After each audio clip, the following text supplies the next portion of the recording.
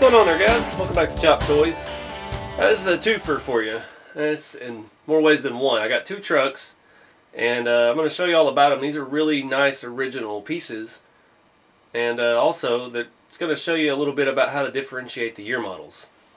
So looking at these two, they've got the same body lines, but the grille and bumpers are different.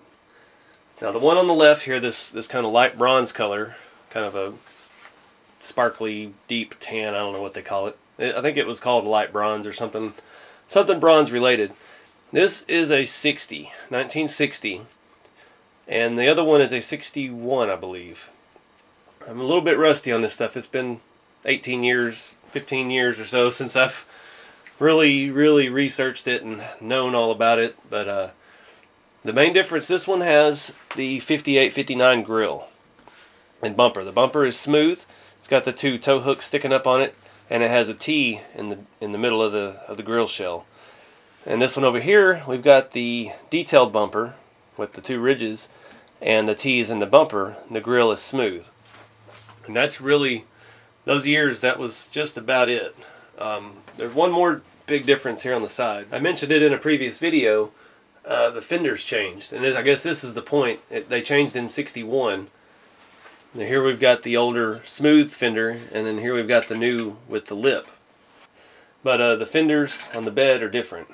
And another big thing, these don't have holes for your tailgate chains. I guess they dropped that in 60. The 58-59 still had it, I believe. It could have changed in 59, don't get me lying. Another difference on the chassis is our hitch. Our tow hitch is a little bit different. Not different on these two, but different overall.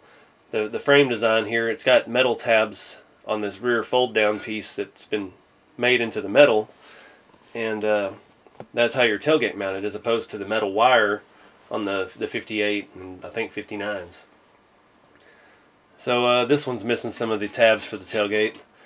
But anyways, that's just a couple, variances in the years. But let me show you more about these two trucks specifically. So this 60, the bronze color this is the new blue truck. The 58 blue pickup was one you could buy by itself, and it was most common. Everybody had one, and this is kind of like that for the 60. And I think 61. They made this color for a couple years at least. But these are very common to find. But it's kind of a metallic paint, and they didn't fare very well over the years. Most of these you find are in horrible condition.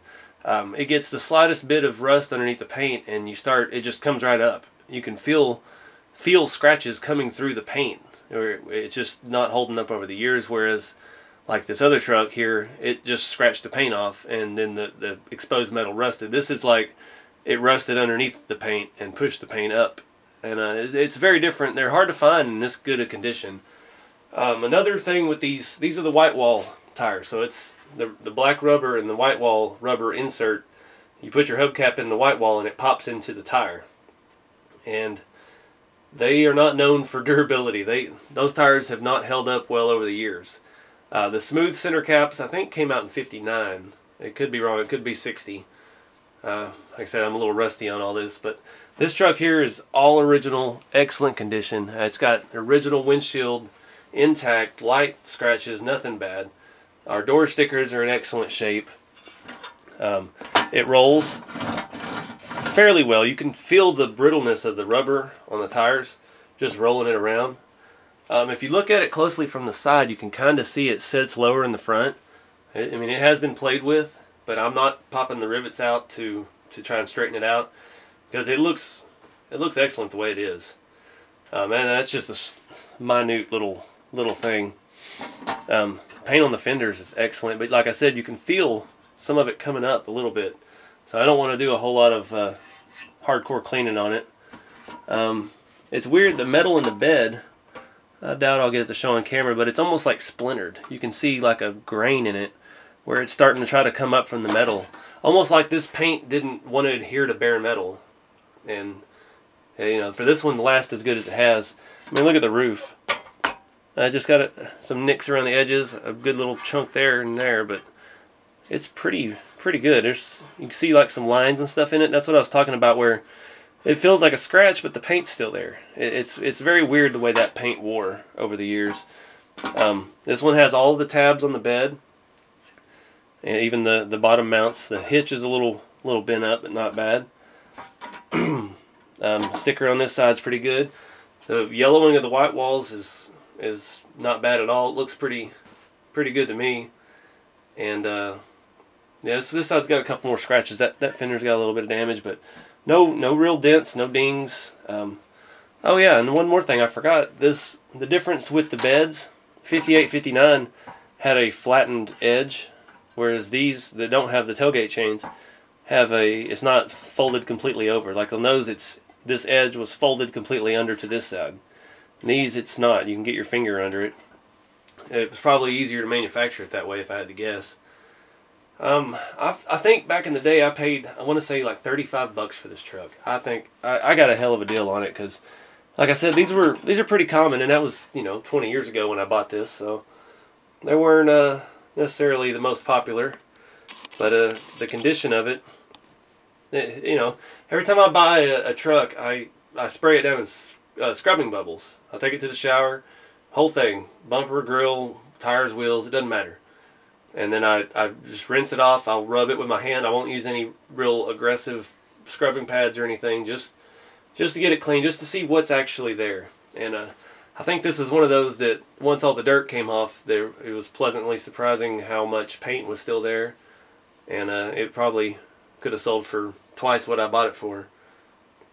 But again, I for a time I had almost one of every model in the years that I liked, between like 56 and 62, of just like the standard pickups and stuff. I had every color variation and stuff like that. So to find a good truck like this, yeah, the tailgate I can replace. They can buy a new tailgate, and I could paint it to kind of match. But this is an original truck, and at least the mounts are there if I do decide to put a tailgate on it. And but in this condition, yeah, and I'm not going to hack it or anything. It's too good. The bumper and grill is straight, not dented. It's just got a little bit of light rust on it. All original headlights, all original truck. So let's take a look at the other one here. So this truck is even better condition. Like I said, this is a 61 or 62. I can't remember when the the recessed grill started. I think it was 63 to 64. So I think this was a 61 or 2. It may just be a 61.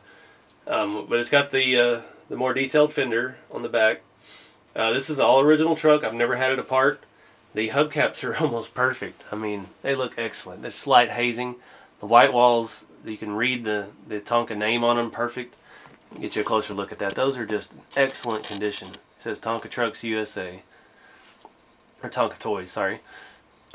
Light scratching here and there, and a little bit of rust on the corners, but this truck, the tan color, was a what they call it, the sportsman truck. It had a metal camper top and with straps and a plastic boat on the roof. This was your outdoorsy package, and they're pretty collectible. People love those, and I was going to try to put one together. Sorry, let me pull my chair over here. I was going to put one together, and I started with this truck I ran across on eBay, and I think I got it for a pretty good price.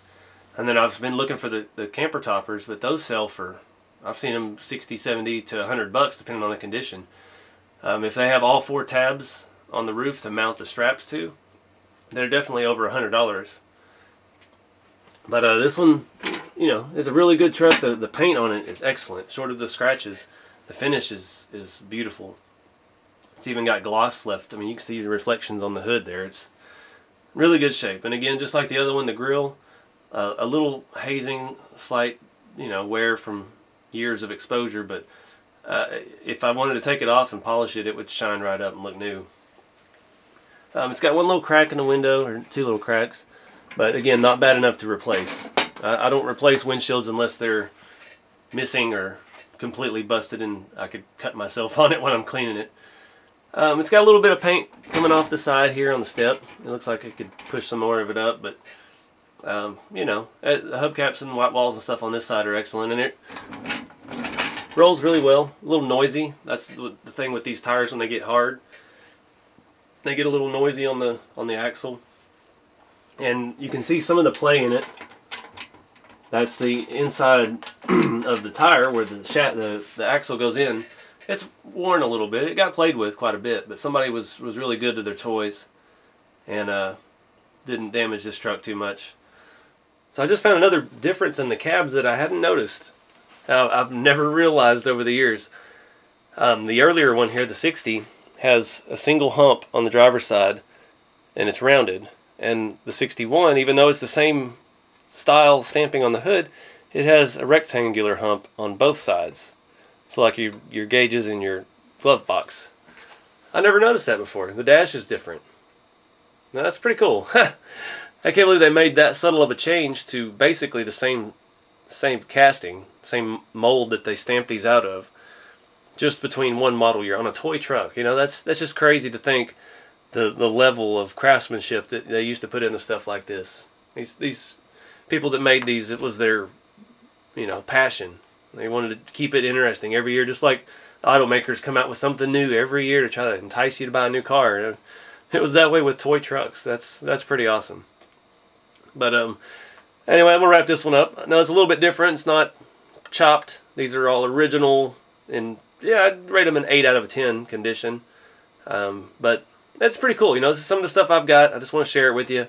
Try to get some interest back in these so it doesn't die off with this generation of people collecting them.